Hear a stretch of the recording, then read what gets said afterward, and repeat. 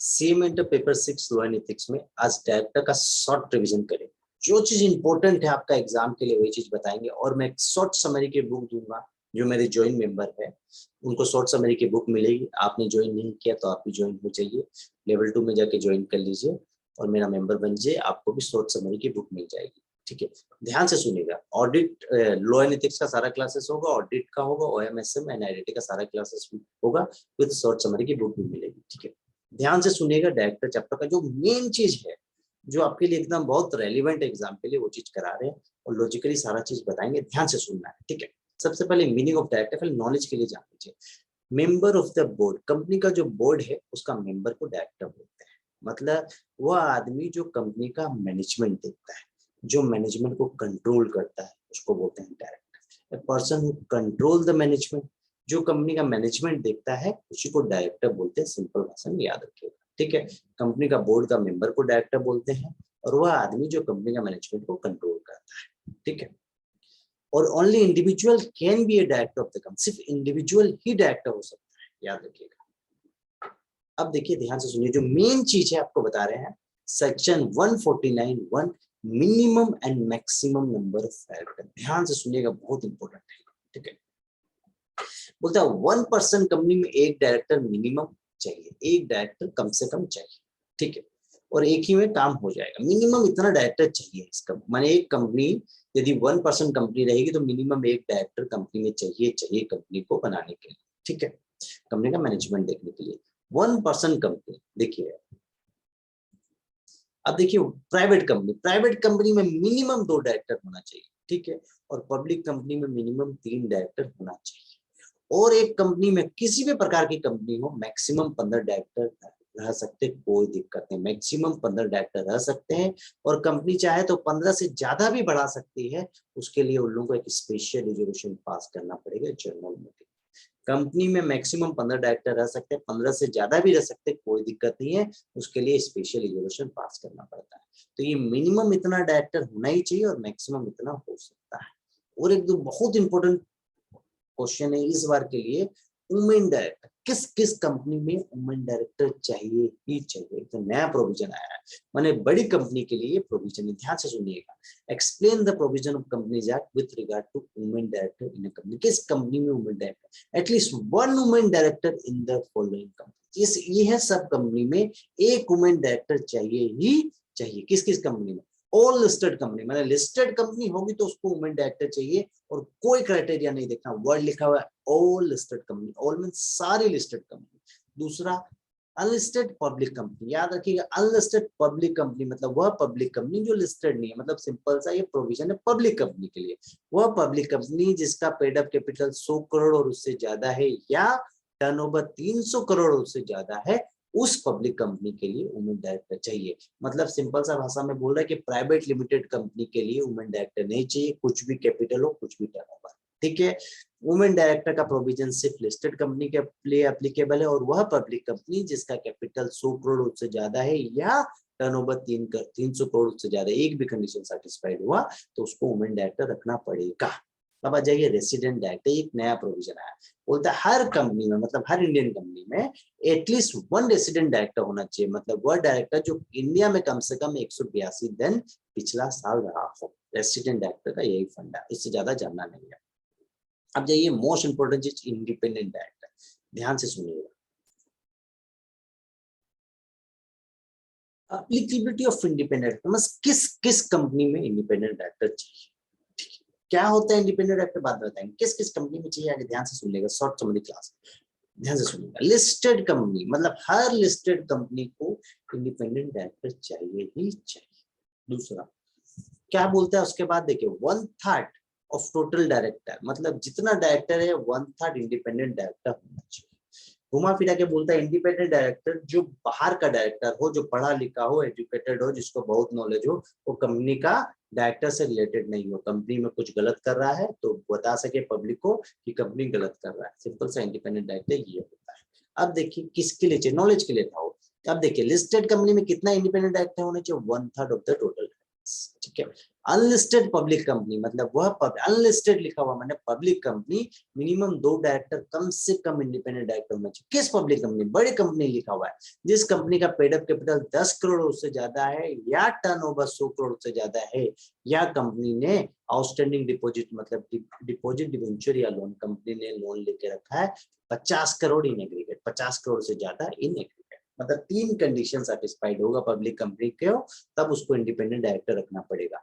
Paid up capital 10 crore और उससे ज्यादा, टर्नओवर 100 करोड़ से ज्यादा, या कंपनी ने लोन लेकर रखा है 50 करोड़ से ज्यादा, उस पब्लिक कंपनी के लिए इंडिपेंडेंट डायरेक्टर रखना पड़ेगा। मतलब प्राइवेट कंपनी के लिए भी इंडिपेंडेंट डायरेक्टर का प्रोविजन नहीं है, याद रखिएगा।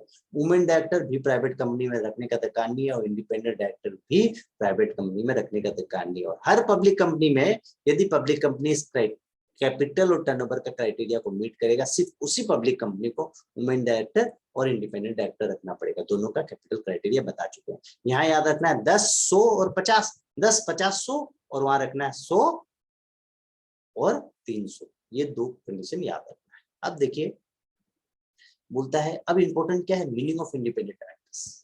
ठीक है, independent director means a director other than MD, whole time director और नॉमिनी डायरेक्टर, मतलब कंपनी का डायरेक्टर से रिलेटेड नहीं होगा, एमडी भी इससे रिलेटेड नहीं होगा, होल टाइम डायरेक्टर भी नहीं होगा, एमडी को भी नहीं बना सकते, होल टाइम डायरेक्टर को भी नहीं बना सकते, और नॉमिनी डायरेक्टर को भी इंडिपेंडेंट डायरेक्टर नहीं बना सकते। उस आदमी को बनाएंगे जो एक्सपीरियंस एंड एक्सपर्टाइज होगा, जिसको बहुत नॉलेज होगा काम का, फील्ड में एक्सपर्ट होगा, इंटीग्रिटी होगा, ईमानदार होगा। He is or was not the promoter of the company, वह प्रमोटर नहीं होगा, उसका रिलेटेड भी प्रमोटर नहीं होना चाहिए, प्रमोटर से लिंक नहीं होना चाहिए, बिजनेस रिलेशनशिप उसका कंपनी के साथ नहीं होना चाहिए। ठीक है, आगे देखिए चौथा पॉइंट बोलता है वह कंपनी का रिलेटिव भी नहीं।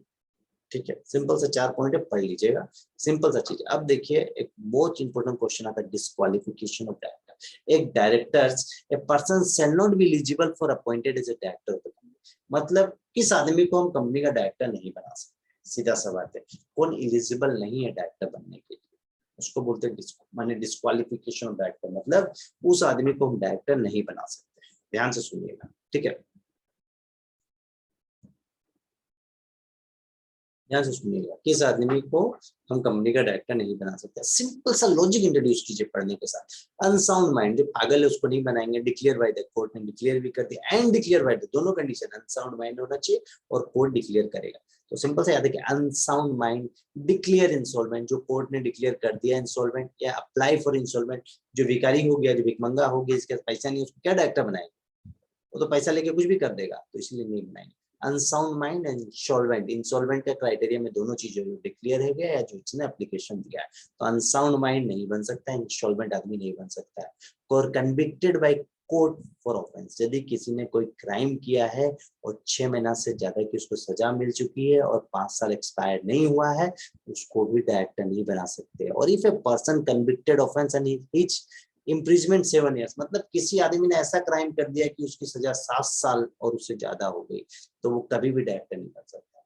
यदि किसी को 6 महीना की सजा हुई है, 6 महीना से ज्यादा की, और 5 साल एक्सपायर नहीं हुआ, वो भी नहीं बन सकता है, याद रखिएगा, 2 condition.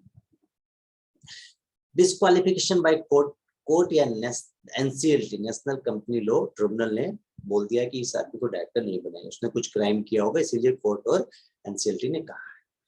Not paid call of share plus 6 month expire, company का शेयर ले लिया था और कंपनी का शेयर का पैसा ही नहीं दिया, 6 महीना से ज्यादा एक्सपायर हो गया, उसको भी नहीं बनाएंगे। कंपनी ने शेयर इशू किया, उस कंपनी का शेयर का पैसा नहीं दे रहा, कंपनी का मैनेजमेंट क्या देखेगा फिर, ठीक है।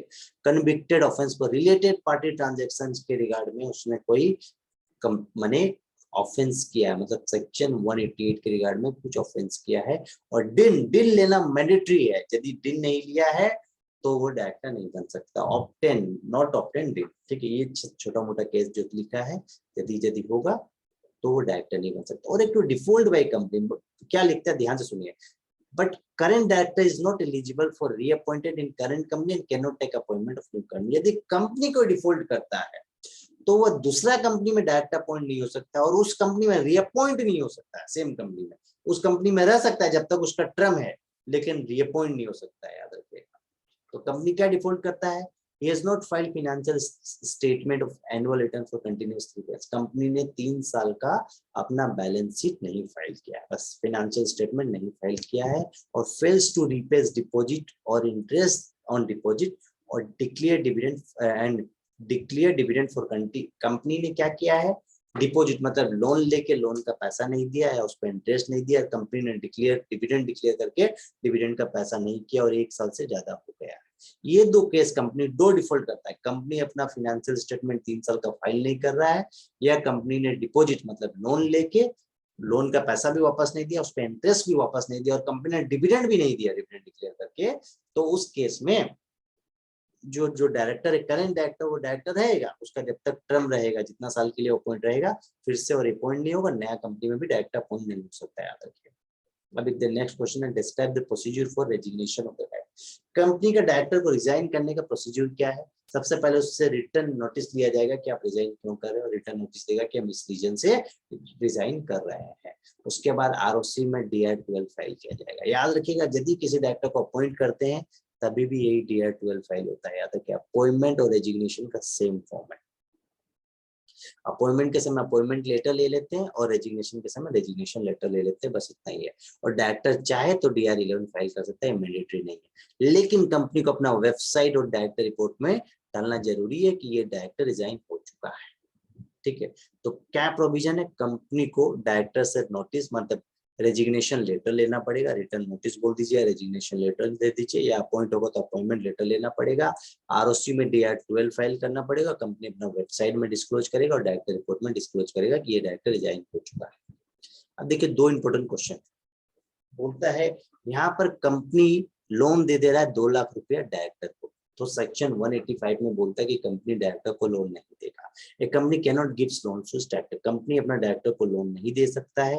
यदि कंपनी ऐसा करता है तो कंपनी को 5 लाख से 25 लाख का फाइन देना पड़ेगा, प्लस डायरेक्टर को भी 5 लाख से 25 लाख का फाइन देना पड़ेगा, प्लस डायरेक्टर को इम्पीचमेंट भी 6 महीना का हो सकता है। बस इतना प्रोविजन। अब देखिए क्वारम फॉर बोर्ड मीटिंग बोलता है, एक बोर्ड मीटिंग में कितना क्वारम होना चाहिए, मतलब कितना डायरेक्टर प्रेजेंट होना चाहिए तब बोर्ड मीटिंग को वैलिड माना जाएगा। क्वारम मतलब minimum number of director presented to validate a meeting. ठीक है, बोलता है इस कंपनी में टोटल 9 डायरेक्टर है, बस उस मीटिंग को सिर्फ 2 डायरेक्टर आए नहीं, मतलब उस मीटिंग में नहीं आए, तो टोटल डायरेक्टर कितना है, 7 डायरेक्टर आए, तो क्वारम क्या है, 1/3 of the total remaining director, मतलब टोटल प्रेजेंटेड डायरेक्टर कितना है, तो टोटल 7 है, उसका 1/3 निकालेंगे 2.33, उसको राउंड ऑफ करके 3 कर देंगे। तो याद रखिएगा, आर्टिकल यदि कंपनी प्राइवेट कंपनी में चाहे आर्टिकल फिक्स हायर क्वारम, मतलब कंपनी का जो आर्टिकल है, आर्टिकल ऑफ एसोसिएशन में प्राइवेट कंपनी में हम चाहेंगे तो क्वारम 1/3 से ज्यादा भी कर सकते हैं, लेकिन 1/3 से कम नहीं कर सकते। याद रखिएगा, रूल बोलता है 1/3 होना चाहिए, टोटल जितना डायरेक्टर प्रेजेंटेड है उसका 1/3 होना चाहिए, लेकिन प्राइवेट कंपनी चाहे तो उससे ज्यादा क्वारम रख सकता है, लेकिन उससे कम नहीं रख सकता है। याद रखिएगा, इतना क्वेश्चन डायरेक्टर के लिए इनफ है। Thank you.